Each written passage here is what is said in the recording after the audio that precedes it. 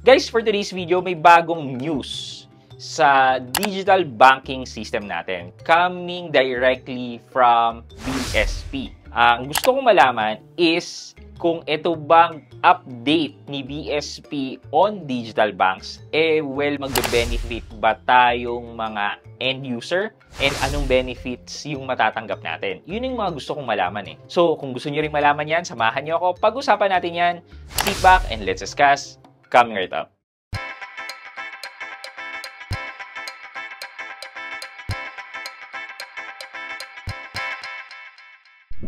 Hi guys, this is Pat and you're in Pat Quintos Review TV. So if you're new here in my channel, I do reviews about personal finance na meron ako experience at ginawa ko na yun ng videos and playlist na makikita nyo dito sa taas. At kung bago kayo dito sa channel ko, you may want to consider subscribing to my channel. Okay guys, so ayun na nga. Ito yung nilabas na news ni BSP which is paglilift ng moratorium sa pag-accept ng bagong application ng mga digital banks. Ito, basahin natin yung press release mismo ni BSP. Okay, ito. So, Monetary Board has approved the lifting of the moratorium on the grant of new digital banking license starting January 1, 2025. So, starting January 1 pa naman pala. And allowed a maximum of 10 banks to operate in the country.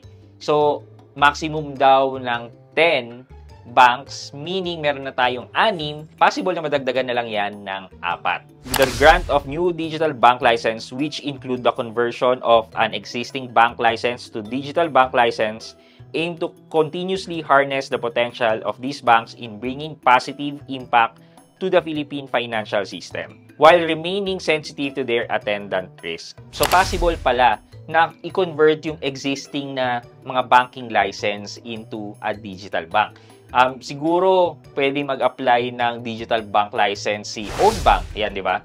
Si Own Bank kasi, ang license yan for sure is the traditional bank. Kasi, Own Bank is a rural bank, di ba?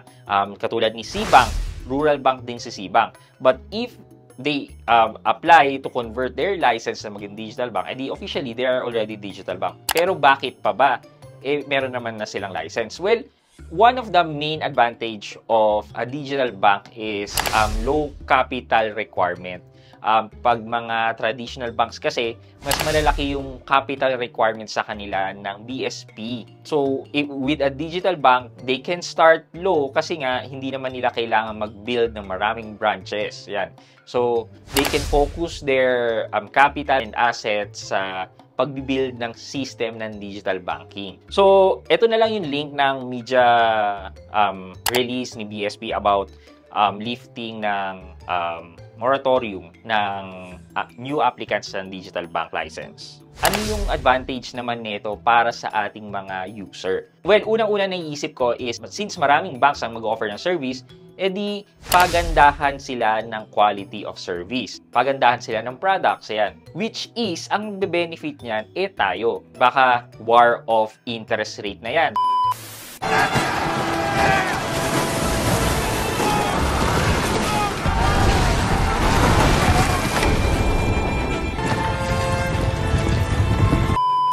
Siyempre, may bagong darating para mag-make ng impact.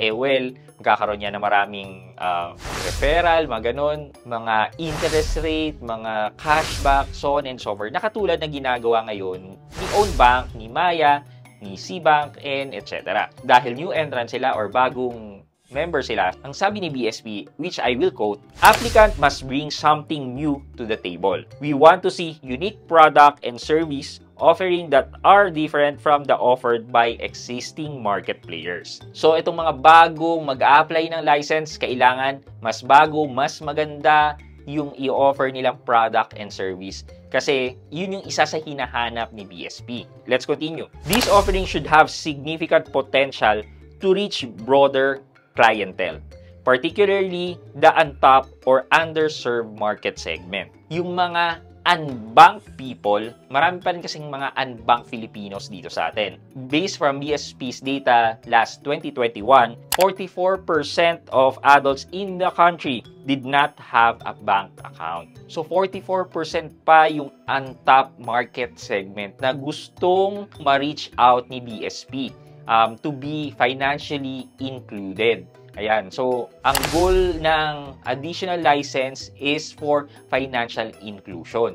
Na itong 44% magkaroon, mag-open ng mga bank accounts and maging aware kung paano mag-handle ng pera, etc. Kasi, di ba, once na nakapag-start ka mag-open ng bank account, edi kahit papano alam mo na yung mga requirement, yung mga do's and don'ts ng mga banks, kikita ba yung pera mo ng interest, yan. Nagkakaroon ng start ng financial knowledge. And then eventually, syempre, dahil nag-start na yan, with the help of financial institutions, na matatap mo yung mga other products like loans, yan, investment, and etc. So, for me guys, this is a good move na ginawa ni BSP kasi ang magbe-benefit din naman dito is tayong mga customer. And most especially yung mga early adopters na yes, mataas ang risk involved when you are early adopter, but syempre mataas din naman ang reward kadalasan. Katulad na lang ng may bagong bank, sabihin natin, ang promotional interest niyan, let's say 6% or 7%. O di syempre, kung early adopter ako, magsasign up ako dun sa bank na yon, kikita na kagad yung pera ko ng 7%. And then, nakita naman natin sa transition ng mga banks natin, katulad ni Maya, ni GoTyme, ni Cbank, na from the high interest, bumababa until kay Maya, 3.5% na interest na lang. Kay GoTyme, 4%. Kay Cbank, 4.5%. So, di ba, from the high interest, alam naman natin na promotional yan. So, isa yan sa advantage ng mga early adopters is yung promotional interest nila or any other promotion sa mga early birds. Yan. Siyempre, pag natapos na yan, babalik na yan sa normal interest strategy ng mga banks. Yan. So basically, yan, it's something to look forward to this coming 2025. So for our question of the day, ano yung gusto nyo magkaroon na bank product and service na sa tingin nyo wala pang ino-offer netong mga existing player natin na mga digital banks or mga traditional banks? Let me know sa comment section sa baba at may chance kayong manalo ng 1,000 pesos sa ating weekly GCash giveaway. Yun lamang po for today's video, but before we end this video, mag-shoutout po muna tayo at shoutout kay at Mark Briggs. Sabi niya, yes, na-experience ko na ang mag-encash ng check before.